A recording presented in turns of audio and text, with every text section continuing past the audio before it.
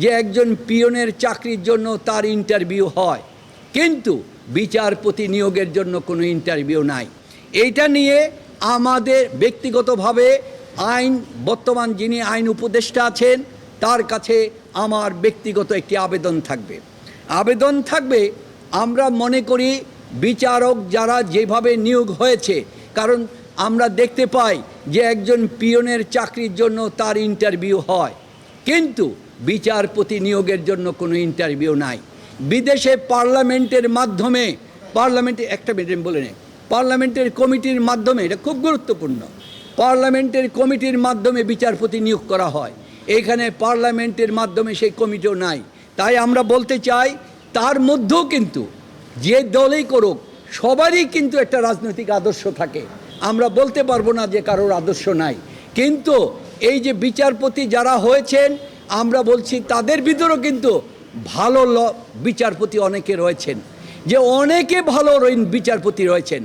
এই ভালো বিচারপতিরা সম্মান মানমর্যাদা এবং জাজমেন্ট পর্যালোচনা করে যাদের বিরুদ্ধে জাজমেন্টে কোনো বিতর্ক নাই তাদেরকে যেন হাইকোর্টে রেখেই যেন এটা সংস্কার করা হয়। এটা হচ্ছে আমাদের ব্যাপার, কারণ তাদেরকে গড়ে তুলতে দীর্ঘ সময় গিয়েছে, সমস্ত কিছুতে হয়েছে।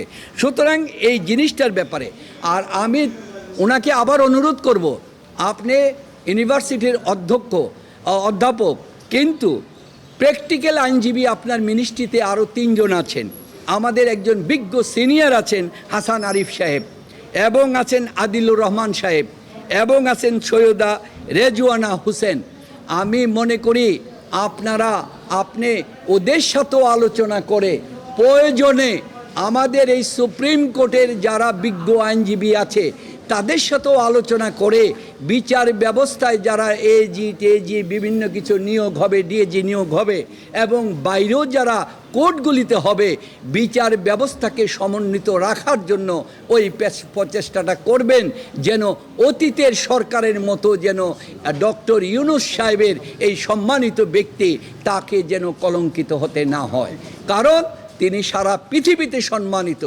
আজ নিজ দেশে এসে একজন ব্যক্তির পক্ষে একা কাজ করা সম্ভব নয়, তাকে সবাই শুনতে।